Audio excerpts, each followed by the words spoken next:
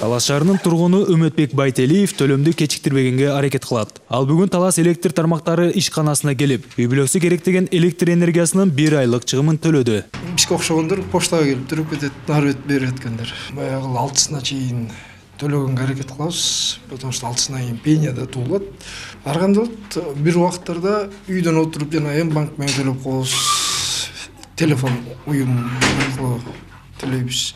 Электр тармактар ишканасы абоненттерге ыңгайлуу болушу үчүн банктар менен да келишим түзгөн. Каалагандар терминалдар аркылуу төлөм жүргүзсө болот. Мындан дагы жеңил болуусун кааласа, телефондо акча кызматтарын сунуштаган тиркемелерге кирип, электр энергиясы үчүн төлөй алат.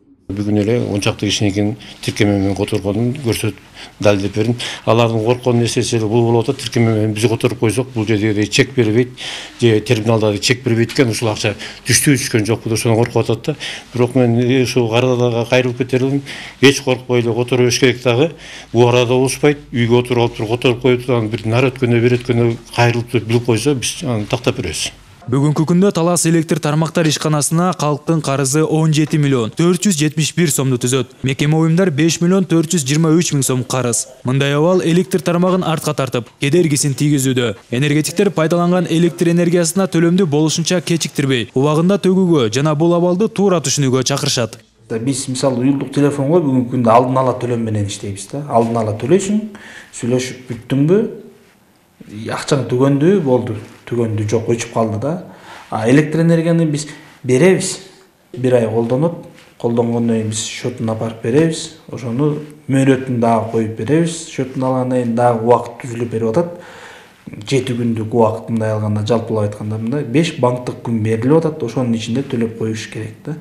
Ошону дагы мындай бүгүнкү күндө туура кабыл алыш керек да.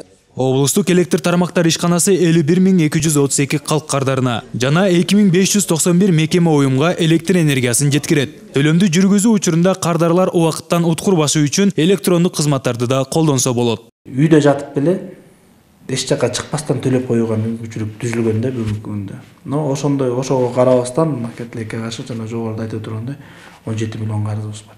Дагы кээ бир кардарларыбыз бар. Унутуп коюшу мүмкүн.